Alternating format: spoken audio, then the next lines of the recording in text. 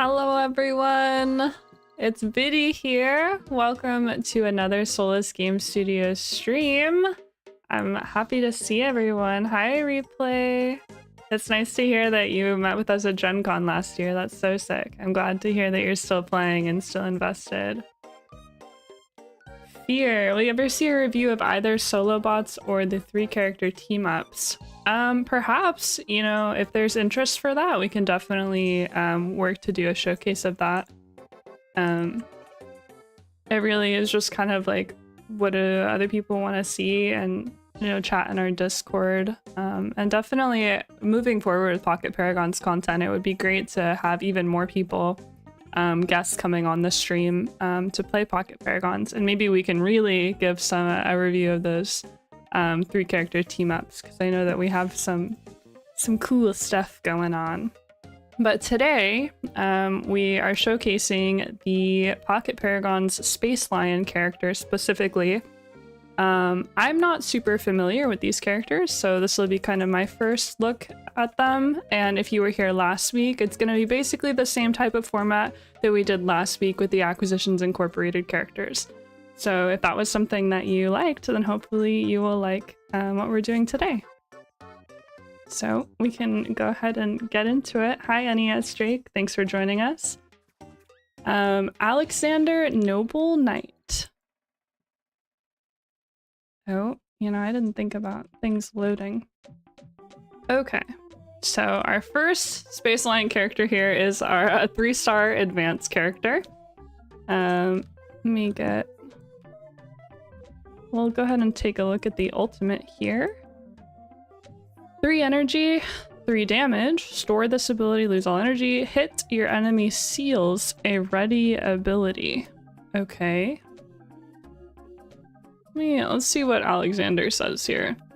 Alexander matches his enemy blow for blow. Match your enemy's symbol to power up your attacks. I wonder if he's gonna have similarity to his character in the Space Lion board game, because if any of you have seen or watched the Space Lion streams, you know that I am a Castel one-trick and that I love the Castel army, so I'm looking forward to seeing the rest of this. Let's start with his affinity card, which would be the agility card here.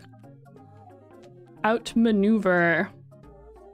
2 damage vicious. If your enemy played agility, block all damage dealt to you this round and gain 1 energy. Okay, that's pretty sweet. I think you kind of have like a double counter here, because you counter intelligence, but you also sort of counter agility. So, and vicious, like, this just seems like super solid. It makes sense that that is his affinity. Let's take a look at the intelligence card next. Outwit. Stun. Okay, we're keyword Andes here. If your enemy played intelligence, block all damage dealt to you this round and gain 1 energy. Don't tell me all his cards are just double... Are they just double counter cards? Like all of them? Let's take a look at the strength card. Overpower. Grab 2. So we have a grab here, and if your enemy played strength, block all damage dealt to you this round and gain 1 energy. Okay, I know that I'm the Castel Andy, but I kind of am liking what I'm seeing here. Let's take a look at the defend. Riposte. If you block damage, deal 1 unblockable damage.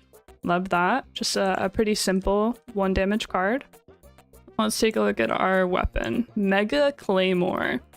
1 damage. If you would be dealt exactly 1 damage this round, block it. That's kind of interesting. So pretty straightforward weapon here as well. So and we have a regular rest. Definitely most of our interesting stuff here is in the agility, intelligence, and strength cards, being like they essentially just counter 2 cards, each of them. That's really good. That seems like super strong to me. I don't know. I know we talked last week, I'm not like a huge fan of grabs personally, but this still seems really good. I don't know.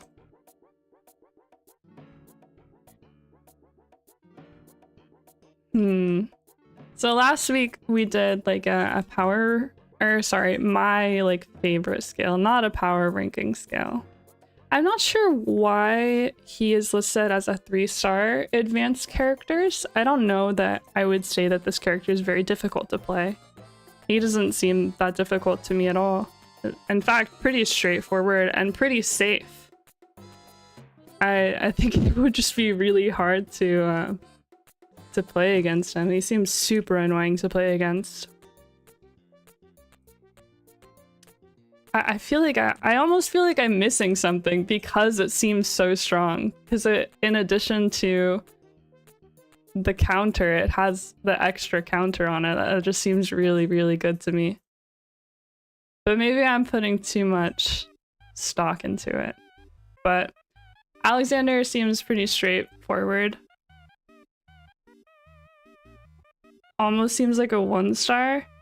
Yeah, I think to me it feels really safe. Like I would feel, you know, like when you show your friend a fighting game and they're not like super into fighting games and it's their first time playing it and they just like spam the same ability over and over again and it's really, really annoying sometimes. This is the vibe that this character is giving me right now. Because I could hand this character to a beginner and they could just be playing the cards and I could be annoyed, you know? No, even though they like probably have no clue what they're doing. But yeah, seems really strong. I like this guy. I kind of, myself, I gravitate towards characters that are a little more interesting. I don't like to be like really heavy-handed. But he definitely seems really strong, so let's see what else we got here. Dio. Are they? Oh, they're organized by difficulty. Well, I still want to make my way down. Maybe I'll do alphabetical? Or are they alphabetical?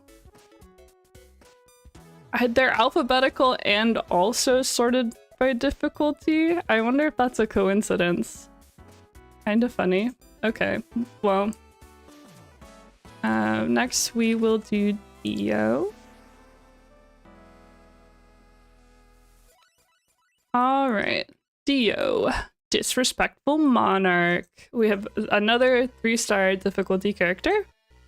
Dio can arrogantly choose to play his abilities face up to receive massive bonuses. You guys know how I like a gimmick character. Okay, what's our ultimate here? When selecting abilities, you may play your chosen ability face up. If you do, it gains its boost effect and it can't be countered this round. You must declare you are playing face up before your opponent commits to their selection. Okay, I like the wording on that. I think it makes it really clear. Let's see, our affinity is strength. So let's look at that card first. Shattering Beatdown. 2 power, vicious, boost, attack +2. Okay, so in typical Dio disrespect fashion, I'm assuming all of our cards are gonna have a boost effect on them. And that we are trying to make use of that with the gimmick. So this is potentially 8 power if you counter. Not that you ever would, but like what are the odds you actually play the space up and counter with it? Like nothing, they just rest, right? But kind of interesting.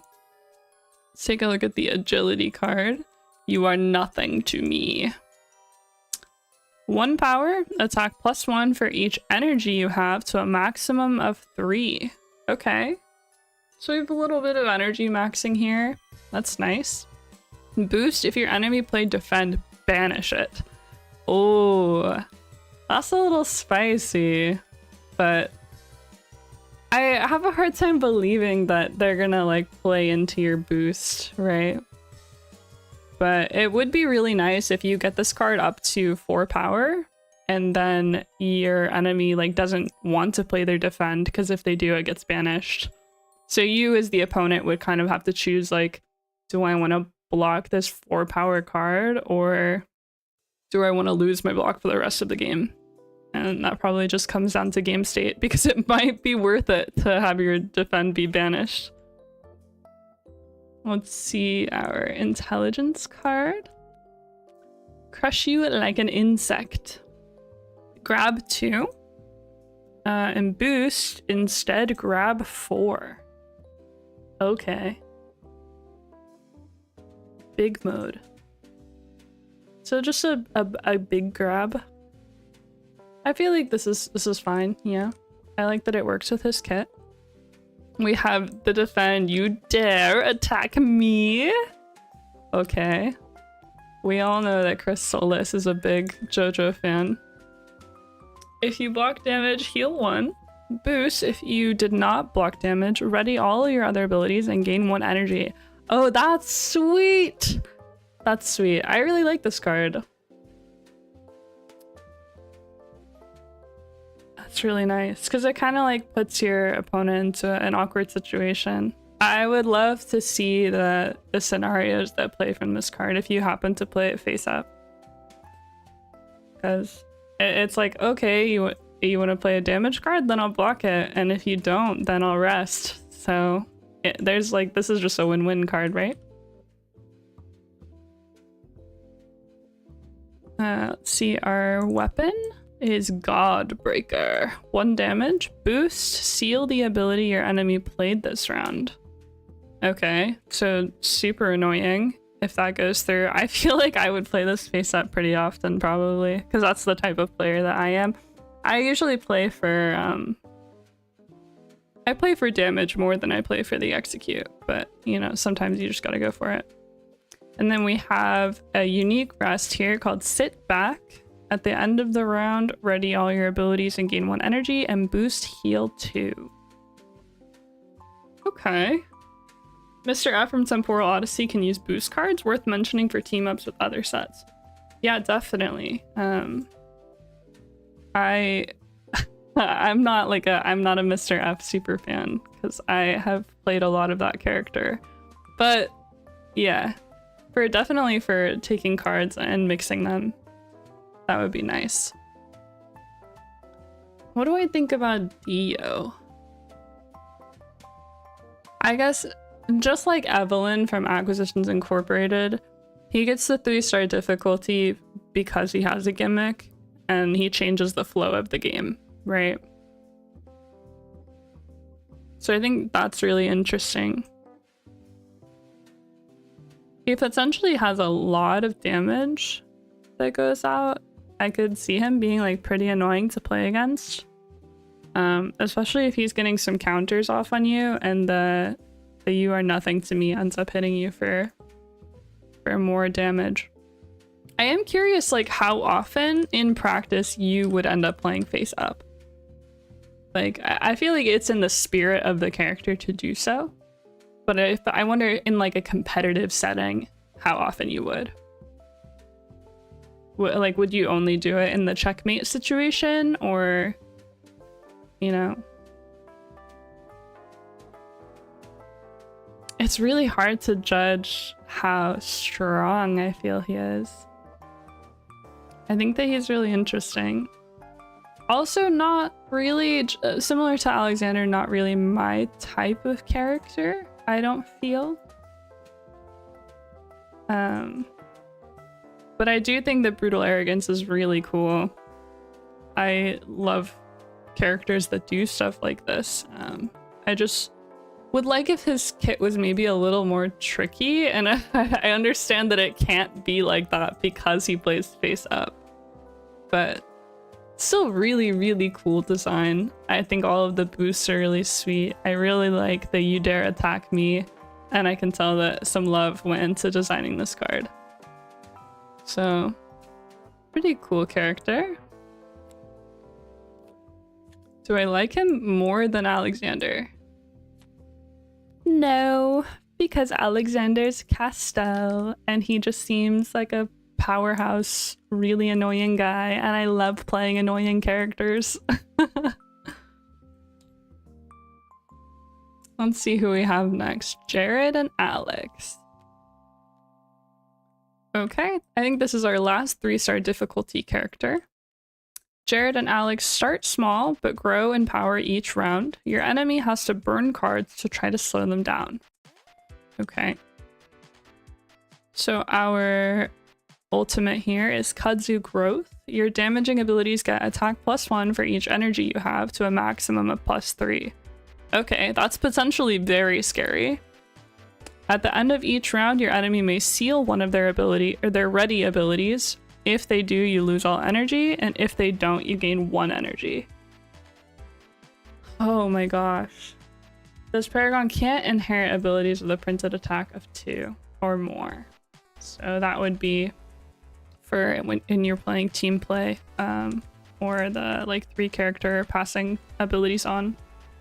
So really interesting. Gosh, this character seems so annoying already. I would be pulling out my hair playing against this guy.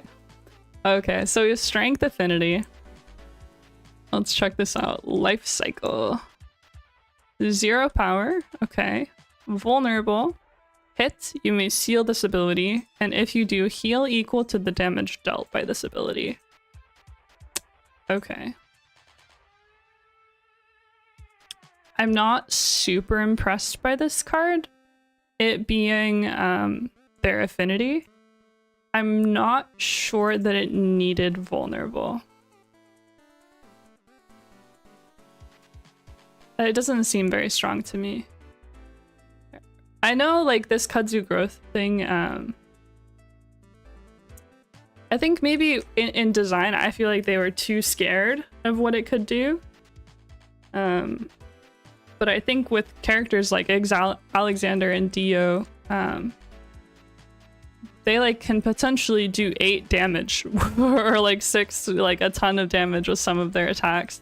So on an affinity card like this, like at the beginning of the game, this does nothing, and that's feels bad. So I'll hold off my judgment on it, but I don't love the design of that at a glance. Let's see our agility card. Overrun, 1 damage, swift. Okay, simple. But remember, we're getting boosted by our passive, right? So it'd be kind of hard to play around. Let's see our intelligence card. Choking Vines. 1 damage, hit, your enemy must exhaust an ability. Okay. So we're just going really simple with this, it feels. Okay, let's see our defend card. Our defend card has damage on it. This is something you don't see, like, ever. This ability has 0 attack effect. Effects can increase its attack. So this might be one of the... Is this the only defend that does damage? Or, like, has a damage number on it? I can't think of another one off the top of my head. But I like that. I think that this character needed something like that with how these other cards were going. Let's see our weapon card here. Okay, same deal as the defend. The power is growing with the Kudzu. And then we have a regular rest. Okay. I have to think here.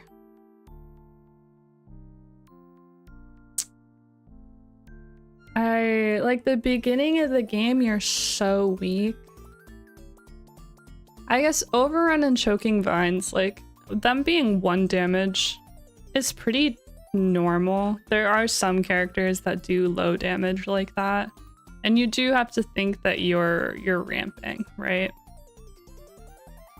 But I think like in the early game, you're gonna be so predictable because you're not gonna be wanting to play any of your 0 power cards until you start ramping a little bit, right?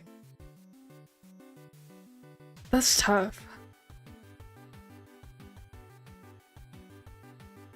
Maybe I'm undervaluing the passive, but like Pocket Paragons games can go so fast. Like if you had 2 energy, I guess if you get a counter, that's really good. The fact that the opponent has to seal is subtle. It isn't the most broken plays, but as you said, they'll pull their hair out, yeah. As you gain momentum, they return less and less cards, making them more predictable. I definitely see what you're saying. I think getting a counter with this character is almost necessary because you want to be able to ramp really quickly to make it so you're dealing a lot of damage. I don't, like, if I was the opponent, I don't know how often I would want to seal one of my ready abilities. Like, how much, like, as the opponent, how much do I care that your abilities are doing more damage? So I think if my opponent was playing Jared and Alex, it would be really annoying that they were growing and that this is a decision that is now put on me, the opponent. But I would be trying to counter and I would be going for execute against this character. Or to just like block the damage potentially.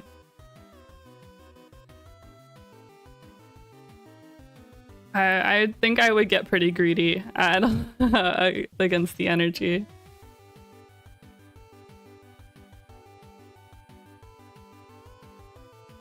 I don't know.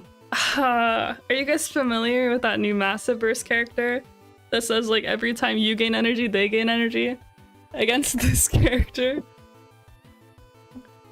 It would be kind of funny. But pretty interesting. I don't think that they're broken. I think that they're probably balanced pretty well at, for what they do. Me personally, it like kind of sucks that they feel so weak early. But I guess it's okay for like the course of the game. So I would say they're probably like a mid-tier character. Like at a glance to me, they don't feel super strong, but I wouldn't say that they're bad either. I know we talked last week about like cards being dead. I don't think any of the cards here are dead. And that makes this character better than Omindran. Sorry, pouring one out for the homie. You think it's number 8 of 8 for most players for popularity? Yeah, I don't think I've ever seen someone play this character. But I also like haven't been to a Pocket Paragons tournament like maybe one since this box was released. So it could also just be like people aren't familiar with these characters because they're a little newer than the OG 4 boxes that came out in the first print run, you know? But pretty interesting. I think pretty interesting. Well, I don't know how I feel about them personally. Really, these 3 characters, none of them are like super my style. I wouldn't like pick them up and add them to my repertoire at the moment. So we'll hold out for hoping. Let's see what else we have. We have Malaya. Free-spirited engineer. Love her pajama pants. So we have 2-star difficulty. Malaya's abilities are better when they have bigger attack than her enemy's ability. Use your passive ultimate to get that bonus. Okay. Our ultimate is Sabotage. Passive, 1 energy to be active. After abilities are revealed, but before they resolve, you may spend 1 energy. If you do, your enemy's ability gets attack -1. Okay. I'm in for that. I think that's interesting and cool. Let's see, our intelligence card is our affinity. Summon the Titan. We love the Titan. 2 damage vulnerable. If this ability has more attack than your enemy's ability, deal unblockable damage equal to the difference. Whoa, I thought I was gonna like this character, but I hate doing math. Okay. I mean, this potentially does more than 2 damage, right? So that's kind of cool. And you could like reduce your opponent down. That's nice. And if they play like a block, they take 2 regardless. So it kind of has Pierce, which is cool. I like this card. I think vulnerable is fair too, since it does seem pretty strong. It's really hard to think about these cards that have vulnerable on them when we just saw Dio and Alexander, who didn't have like a single vulnerable card, I don't think. That's kind of rough, I think. And they both seemed very strong. Let's see the agility card here. Simplify. 1 damage. If your enemy's ability has printed attack, its attack becomes 1 and can't be raised above 1 this round. Okay. Cool. Can we read her ultimate again? So... okay.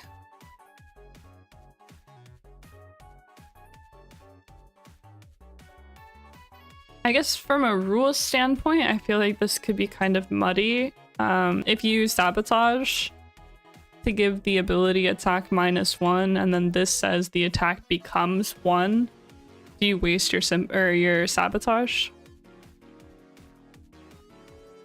I wonder what the intention is here.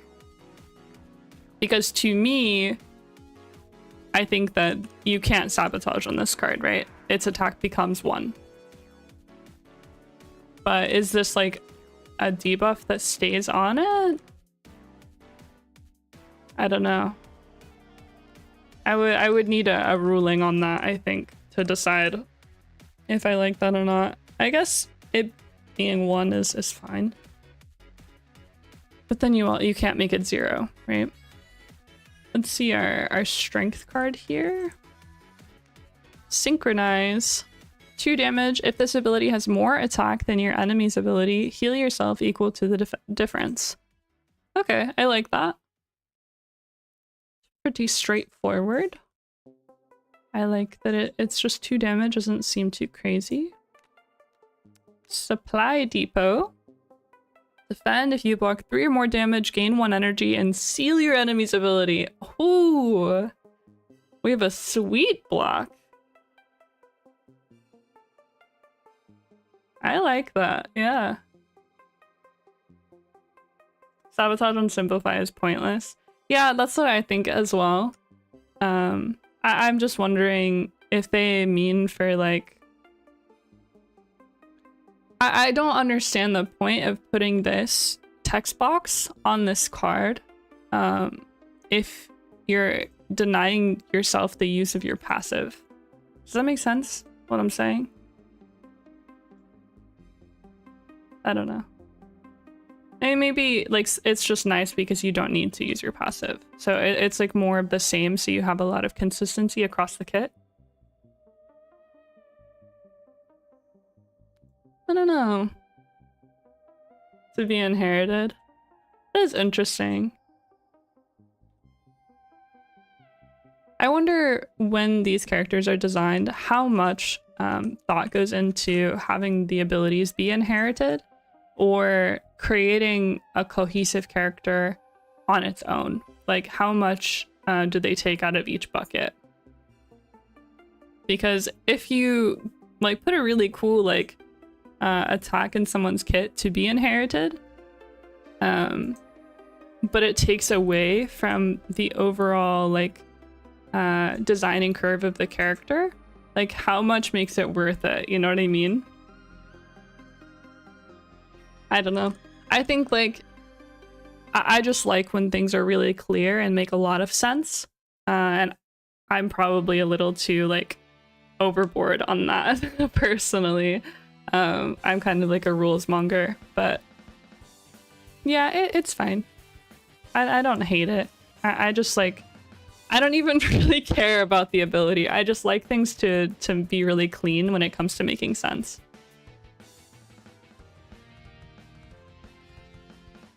Simplify works at 0 energy, Sabotage needs minimum 1. Yeah. I was saying like having continuity within the kit is good. Of like having 2 cards that do the same thing is not necessarily bad, but kind of feels worse for you if you're like saving, if you have 2 or 3 energy and you're planning on sabotaging. But it just does the same thing and you get to save the energy. So Maybe I'm being a little too harsh on it. You thought Simplify and Sabotage work together. See, this is what I'm saying. This is what I'm saying about the rules here being a little muddy. I don't think we have any of the devs or like rules people in the stream right now, but I would want like a for sure on this one. Can you I guess, is there a reason to Sabotage or does Simplify just make the attack 1 and ignores all other effects? You know what I'm saying? But anyways, Supply Depot, this block, I really like it. I think that it's really interesting. I really like when defends. I mean, I like a good simple like deal 1 unblockable or whatever, but I really like when the defend has something interesting on it, and I think that that's sweet. Because Sabotage resolves after the card's effects go off. That's not what the card says. So it says after abilities are revealed, but before they resolve. So in the order of operations here, according to Sabotage, Sabotage would happen first, and then Simplify's abilities happen. So I would think that Simplify makes the attack 1 power, regardless of any other effects that are applied to it. Therefore, there's no point in using Sabotage on it. So just a little bit of having to think a little harder about this character. I would almost consider this a 3-star difficulty, I think. I think harder to play to me than Dio or Alexander. So, kind of interesting.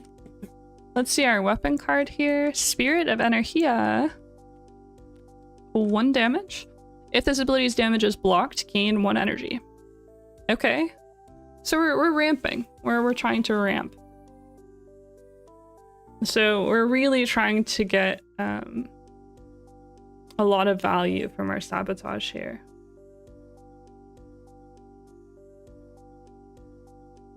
The FAQ for that exact interaction, its ruling raises or lowers her enjoyment. Like her difficulty? Or do you mean the Sabotage Simplify interaction? Oh yeah, regular rest. Nothing too crazy there. So we're kind of ramping. I think that we're wanting to Sabotage as often as we can. And we have 2 extra abilities that help us gain energy on that. Is this a rest turn 1 character?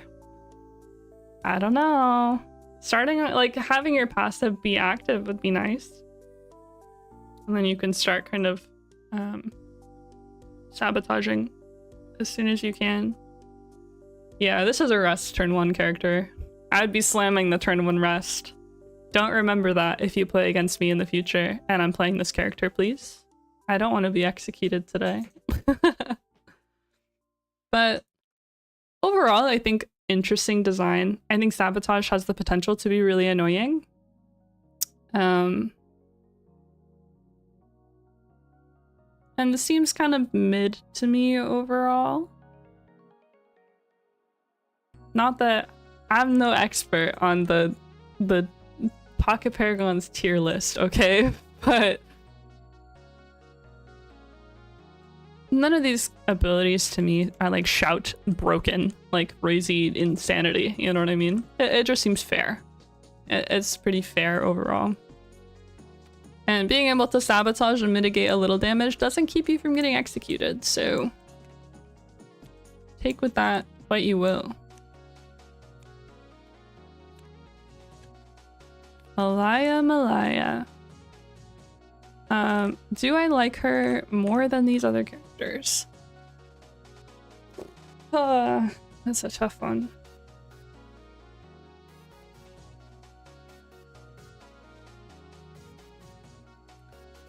If sabotage is -1 carries over, and then the power of the attack goes to 1, then theoretically the 1 drops to 0. Yeah, I don't know. It's kind of tricky to think about. To me, I would say that simplify overrides sabotage, but I don't know how true that is. If it's in the FAQ, then I'm sure it has something about it. This is probably something that has come up before as well.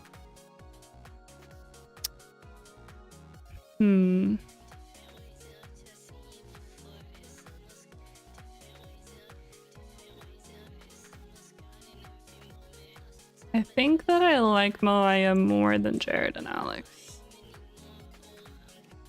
Subject to change. Well, we shall see. Who's next? Mr. Oops.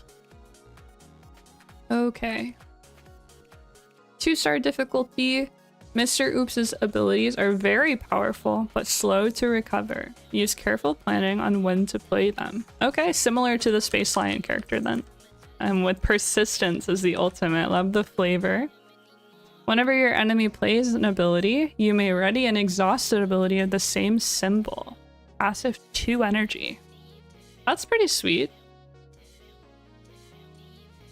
I like that. I would be gunning for that, I think. Let's see our strength affinity here. Whack. 4 damage. At the end of the round, seal this ability. Okay. And just for a reminder on seal, that means that it goes to your discard pile, but it goes in like sideways, and then it takes like an extra turn to get it back for like recovering it. So if you were to exhaust this and then rest, then it would be exhausted, and then it would go to your back to your hand if you rest again. So 4 damage. 4 damage is huge. This seems like a big card. I don't know how I feel about the ceiling yet. I'm assuming most of these will say something similar and they'll just be pretty strong. But this almost makes it necessary for you to activate your passive. So you can start getting these cards recovered quicker. Let's see our agility card. Shucks. 1 damage, vulnerable, hit, ready this ability. Okay, so our card economy is not going to be that bad. We have a hit ready. That's kind of nice. Your opponent's going to be looking to counter this for sure. Let's see our intelligence card. Kudzu regeneration. Heal 4 at the end of the round. Seal this ability. Heal 4 is huge. That's a very big heal. But again, messing up our card economy a little bit with that seal. We have our defend. Not today, buckaroo. Why did they choose that name? It's kind of funny. If you block damage, heal 1. Okay. Or a biding time. This biding time, yeah. See our weapon? Our weapon is grab 3. That's pretty funny. That's a sweet weapon. Potentially 3 damage. I'm a fan. I mean, this is the one time I'll tell you that I like a grab card, okay? I think grab on the weapon is really interesting. And then we have a regular rest. Okay.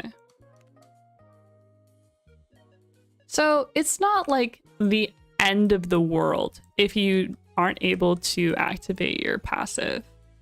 So I feel like 2 energy, like you'll get there eventually, right?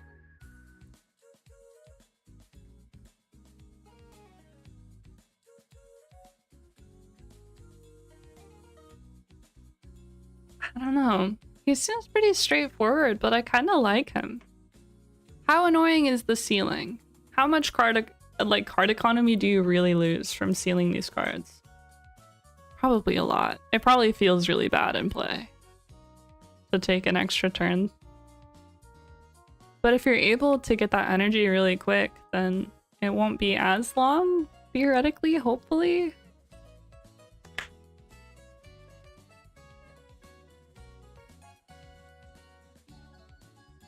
I think an interesting kit.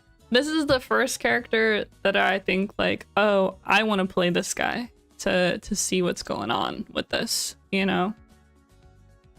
Because I think the kit seems really interesting.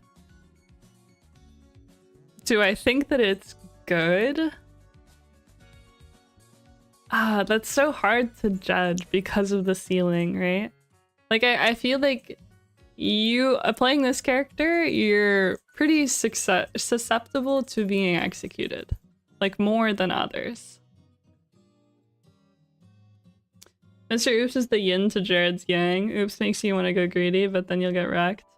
Yeah, look, I'm well versed in the art of getting wrecked, let me tell you. But I don't know, I like the kit design. I think like it poses an interesting conundrum for both the player and the opponent. So I think like, I don't know, it's cool. I guess every game is an interesting conundrum for both players, but I don't know. I think it's kind of neat. Why do I like it? I don't know. Heal 4, deal 4, just big damage. Like I want to believe that I would get that 2 energy quickly, you know? And then things wouldn't be as bad as I believe they are. And then my opponent wouldn't ever play the cards that I wanted them to play and I would get wrecked anyway. But I want to believe in the fantasy, you know? Okay, I'm gonna put Mr. Oops at the top just because I think he's neat, okay? I like the heal 4. What if this is not true to power, but we don't talk about the tier list, right? All right, Proteus, my lifelong enemy. If Train was here, he would be cackling. All right, Proteus Bacchus royalty, 2-star difficulty. Proteus lurks in the shadows, choosing 2 abilities to play and picking the one best for the situation. Of course he does. Filthy Bacchus player. Okay, sorry, my bad. If you play Bacchus, don't be mad. Open the red door. When selecting abilities, you may spend 1 energy to choose to play 2 abilities face down instead of 1. If you do, when resolving abilities, your opponent reveals their ability first. Then you play one of the non-rest abilities you chose and ready the other without revealing it. Okay. So, really nice design. Really true to the Army and Space Lion. I think extremely interesting. And also extremely annoying to play against. So we love that. So our affinity is our intelligence card here. Warped Despair. 3 damage. If this counters an enemy ability, they seal that ability. Yucky! Okay. So 3 damage is pretty high damage. With the added threat of the counter. Straightforward. Don't play strength or get wrecked. Okay. Let's see our agility card. Stabbing, Agony. Pierce and Swift. Nice. Okay. So 1 damage. We get 2 keywords. Feels good. Let's see our strength card. Crushing Guilt. 1 damage. Hit your enemy must exhaust an ability. Nothing special there. This is typically the effect that we see on the agility card. I am curious why they chose to swap them. Because this effect is usually on the agility card. Maybe just to be different? I don't know. See our defend. Shadow Veil. If you block damage, deal 1 unblockable damage. Okay. Then our execute is just 1 damage execute. Super simple. And we have a regular rest. Okay. So, the trade-off for your passive being so annoying to play against is that your cards are pretty simple, pretty straightforward. and they don't have anything like super fancy attached to them because you're really just trying to counter and outwit your opponent. And I like that. I think that it can be nice to just be like, hey, I have more options than you, and get wrecked.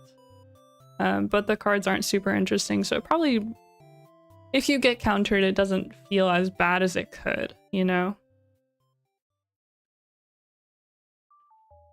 Proteus has to be the best in the set as your second or third character when he inherits. So good. Yeah, I believe that. This character with stronger cards would be really, really tough to play against. And that's part of the balancing, right? But pretty sweet. I think like this character feels well-rounded to me. I would hate playing against it. I might enjoy playing it.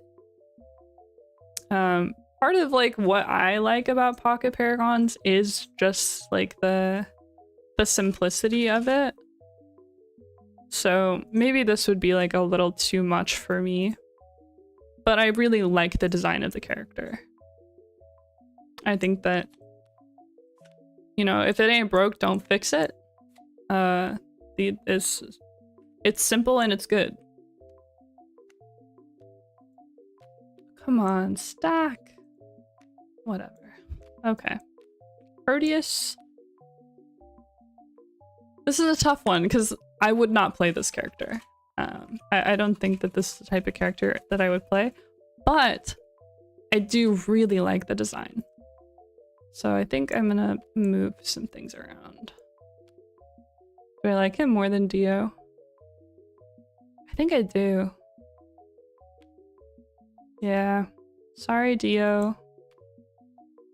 I know you're cool, but I just think Proteus is cooler just this one time.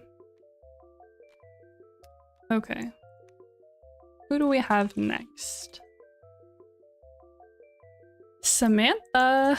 It's time for our... Gosh, why do I want to say Terran from StarCraft? Our Leon Army rep. Okay. Our 1-star difficulty. Samantha, passionate war hero. Samantha gets stronger while she has more health than her enemy. Use your healing and defense to keep it that way. Okay. Our ultimate says your enemy's non-rest abilities lose all ability text. For 4 energy. Oh my god. But crazy, crazy effect. And true to her character in Spaceline as well. You're never getting this passive. 4 energy is too much. It's not happening. But I like the flavor. Alright, let's see our agility card here. Gibby's flank. 2 damage. If you started the round with more HP than your enemy, attack +2. Okay. So this big damn. You know, you're probably playing this when it's gonna be 4 power. Because the HP trade in this game tends to be pretty back and forth, so you'd have ample opportunity to play this. Very nice. Let's see our intelligence card. Heal 2. If this counters an enemy ability, heal an additional 2. Second opinion. Okay. That's a little spicy. There are some intelligence cards on characters that just say heal 2 and nothing else. So the fact that it has that extra sentence, I think is really yummy, really cool. Let's see our strength card, Shrapnel Blast. 2 damage with Pierce. Okay. That seems pretty good to me. Yeah, it's straightforward. We have our defend card. Oh, I'm gonna butcher this pronunciation. Should I Google Translate it? I feel like I should.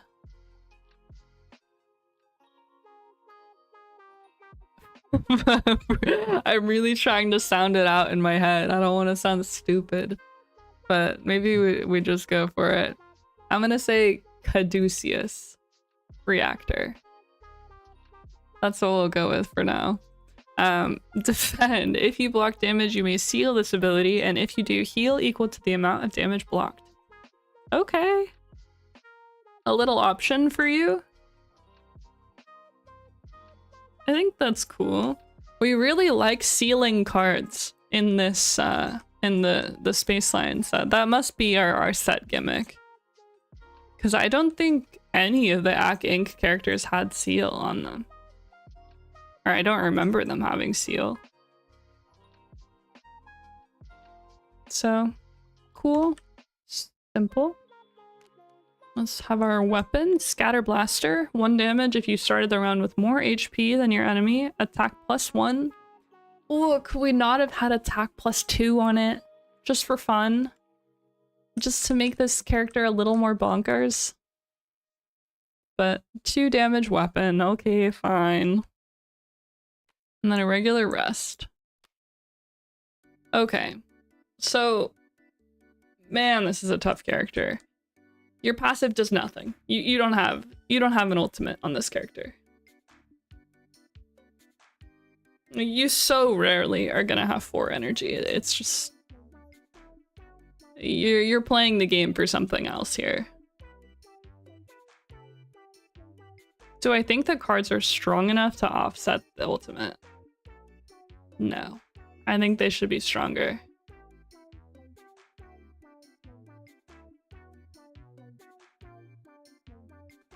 I mean, you like potentially have deal 4 and heal 4. I don't think she's good enough. It's, you know, it's how I feel about dead cards, and like you're just down against a lot of characters. So when we were at CEO and we were doing the duel sets of Jabali and Kenny Omega, Jabali, like, yes, Jabali is a good character, but I also feel like Kenny Omega suffers so much because his ultimate has such a high cost. I think 1 Winged Angel is 3 energy, right? And you barely ever get to play that card at 3 energy. And this is 4 energy? It's just not happening.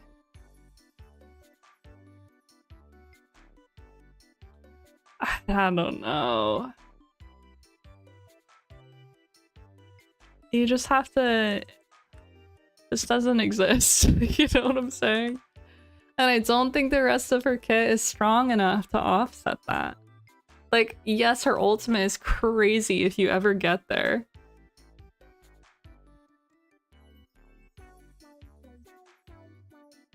She's a bottom 3rd.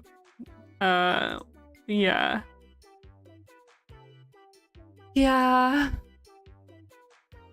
I mean, it's cool. It just feels kind of bad. I think the flavor is very true to the Spaceline board game. This is exactly what she does. But she really is a powerhouse in the Spaceline. Like, she warps the game around her. And I think this passive could have been 3 energy, and it still be hard to get, and really strong if you're able to get there. I don't know. I want to give her more love and like have more things to say about the rest of these cards, but it just feels so bad that her ultimate, she doesn't get to have one. That it has a cool design, but you won't ever get to see it, which kind of sucks. It gives me sadness. I'm sorry, Samantha. For that, I just have to put you at the bottom for right now. I can't look at you, girl. I'm sorry. Okay, and we have our other Leon character, Trey, Distant Officer. For the 1-star difficulty. Always having a plan for every situation. Trey gets bonuses when he counters his enemy or gets countered himself. Okay, I like that blurb. We have a 2 energy ultimate, non-passive. Okay, do we have any other non-passive ultimates? No. This is the only character in this set with a non-passive ultimate. Interesting. Okay, Tactical Nuke. Store this ability, lose all energy. Block all damage that would be dealt to you this round. If your enemy didn't play Rest, seal their ability. Okay. I think for 2 energy, that's pretty fair. I like that. Our affinity is Agility. Let's see, Strike at their hearts. 3 damage. If this counters your enemy's ability, or if your enemy counters this ability, deal 1 unblockable damage. Okay. I like that. It seems strong. Potentially 4 damage if you counter, but doesn't feel as bad if you get countered as well. Let's see our intelligence card. Strategic planning. 2 damage if this counters your enemy's ability, or if your enemy counters this ability, heal 1. Straightforward. I like it. Our strength card. Cut off their retreat. 1 damage if this counters your enemy's ability, or if your enemy counters this ability, your enemy must exhaust an ability.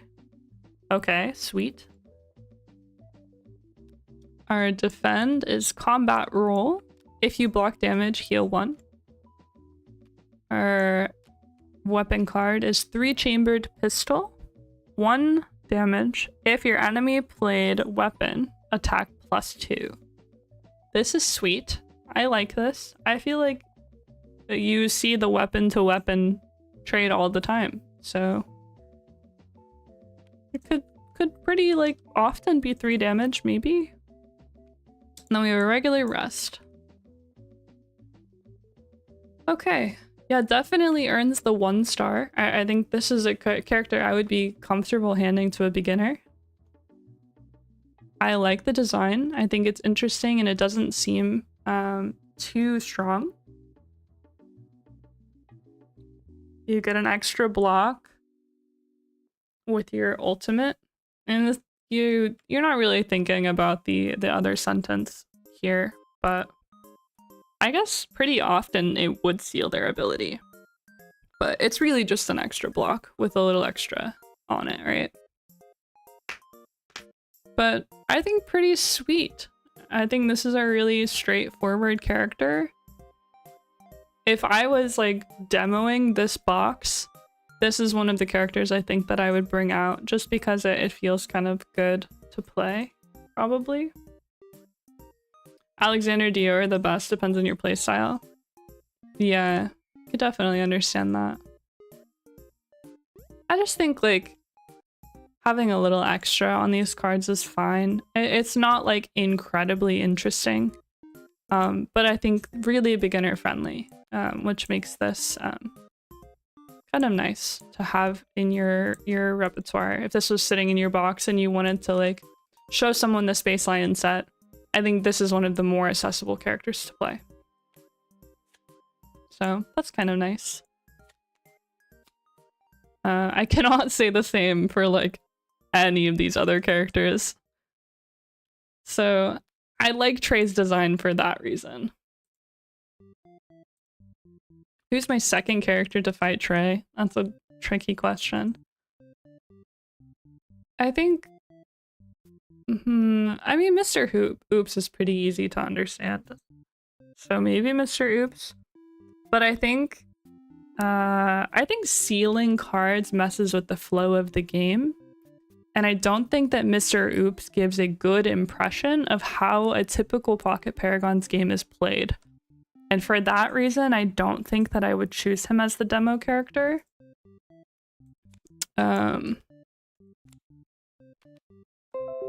Maybe Alexander? You know, he might stomp Trey in the matchup, right?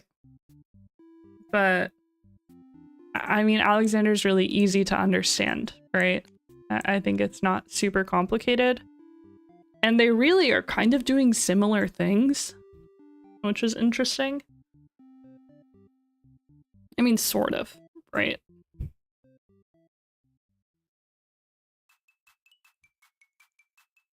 I think they have the potential to have something interesting going on here. Alexander has the other non-passive ultimate, which is interesting.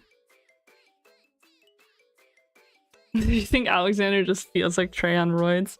Yeah, that's probably true. Honestly, I might even pick Proteus for the beginner matchup. But again, he's kind of weird, right? Or she's kind of weird? I don't remember. They're kind of weird.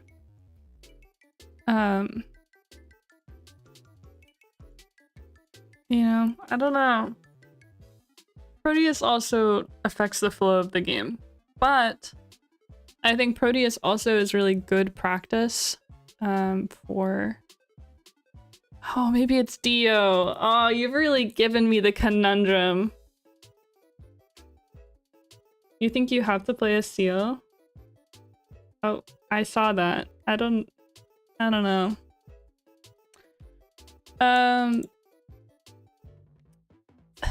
So in another card fighting game that I played, I think that it's really good to have cards that are played face up because it teaches really well. So if I was playing against someone, I would play all of my cards face up so that they understand what their best choice is. So playing something like Dio is really useful for that kind of exercise, because it's baked into the character, right? You can teach people what the best answer is to a certain card. Well, okay. If I was demoing like this set to a player that was already familiar with Pocket Paragons, then I would pick a seal character. A Mr. Oops, sure. I think Mr. Oops is fine. But if I was showing the game to a beginner that has never played Pocket Paragons before, I don't think that showing them to a seal character right away is a good idea. Just because there are no other characters really that deal with this seal effect, maybe a couple, and it doesn't play like the rest of the characters do. Like the roster is what, like 40 characters or something, and I wouldn't want to give them the wrong idea, like if it was a beginner, about how the game flows, because seal is kind of weird. Dio demonstrates the mind game aspect. Yeah. I definitely agree. Okay, so for my favorites, how I feel about these characters.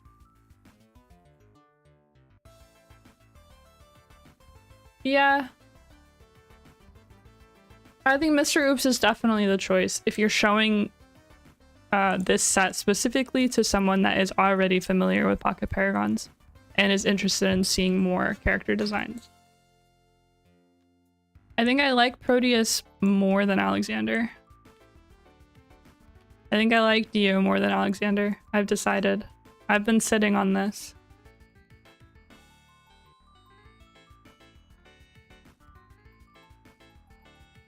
Okay.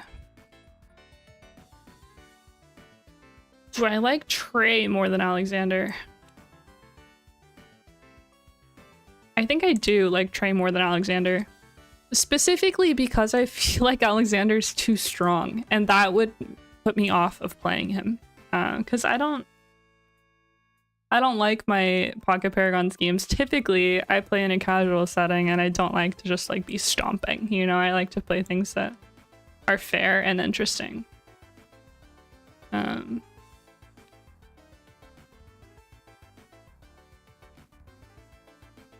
Man, do I like Malaya? I also like that Trey's ultimate is a block. That is being taken into effect there. And Alexander's is just raw damage. So.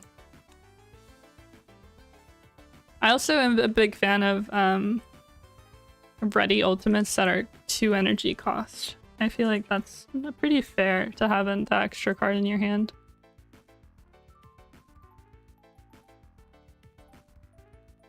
Do I like Malaya more than Alexander?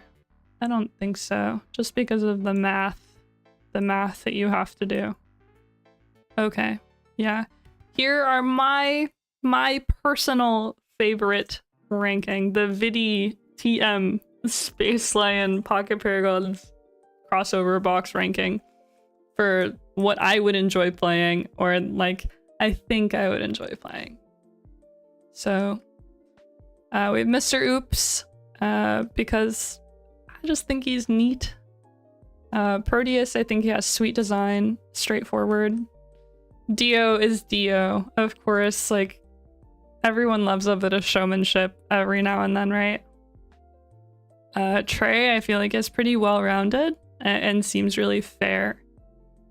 Alexander seems kind of broken busted, I'll be honest. But his ultimate's like not anything crazy. I don't think that he's particularly interesting. I think he's just kind of a powerhouse. Malaya, she only gets kicked down because of the whole, like, do I have to explain this ruling to someone? Are they gonna ask me for a judge? Like, and why do I have to do math? Like, it's just not for me. I'm also not an Energia player for the same reason in Space Lion. I'm not into the math aspect of it. Jared and Alex, I feel like they're too weak at the beginning of the game, and that puts me off of them. But I respect the ramp. I think that they could potentially be strong-ish, mid-ish. You are getting a judge call from Malaya. Ain't that the truth? And then Samantha, it feels really bad because I really like her as a character. But I think 4 energy is too much for an ultimate. It's just too much. You don't get to play with it, and I think that feels too bad and makes you forget about the rest of her kit. So that is what it is, I think.